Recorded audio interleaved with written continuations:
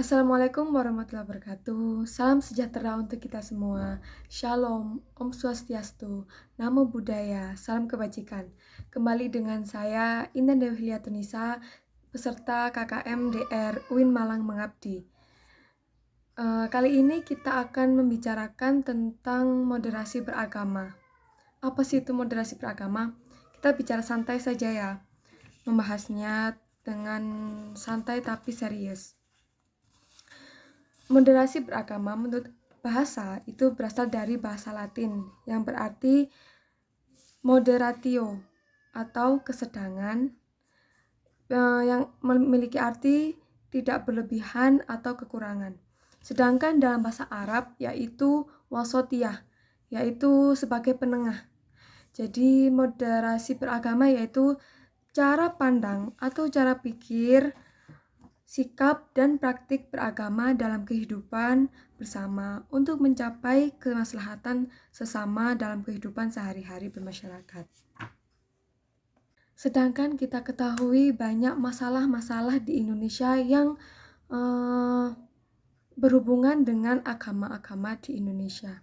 Indonesia itu adalah negara yang majemuk, negara yang memiliki banyak sekali perbedaan, banyak sekali potensi di dalamnya, termasuk juga agama di dalamnya.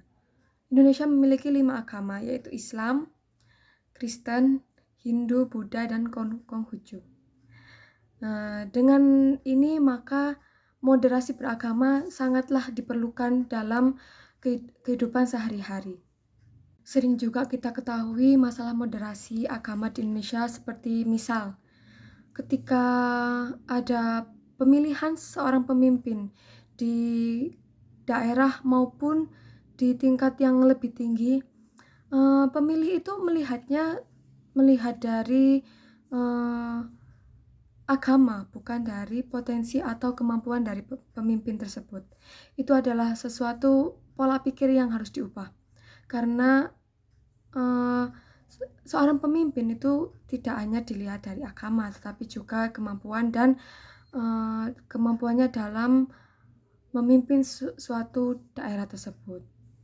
Selanjutnya juga kita sering melihat di banyak daerah ketika ada agama mau mendirikan sebuah bangunan rumah ibadah, namun terdapat beberapa oknum-oknum lain yang di situ menolak akan pembangunan rumah ibadah tersebut. Ini juga menjadi masalah utama moderasi beragama di Indonesia. Dan lebih parahnya lagi itu ada beberapa organisasi ekstrim yang mereka itu berusaha untuk mengubah ideologi negara. Itu harus segera dituntaskan masalah tersebut. Ada juga organisasi yang mereka itu mengkafirkan sesamanya dan menghalalkan darahnya jika tidak sama dengan mereka. Nah, itu adalah suatu ekstremisme agama yang harus kita ubah. Melihat permasalahan-permasalahan modernisasi di Indonesia yang begitu banyaknya, bagaimana sih peran pemerintah Indonesia? Bagaimana peran kita dalam mengatasi permasalahan modernisasi di Indonesia tersebut? Untuk membungkamnya sepertinya tidak mungkin, karena Indonesia itu juga menganut paham demokrasi, yaitu kebebasan berpendapat. Namun jika dibiarkan saja, maka keutuhan dan ketentraman Indonesia yang menjadi ancaman. Maka dari itu cara berpikir moderasi yang dibutuhkan di masa seperti ini.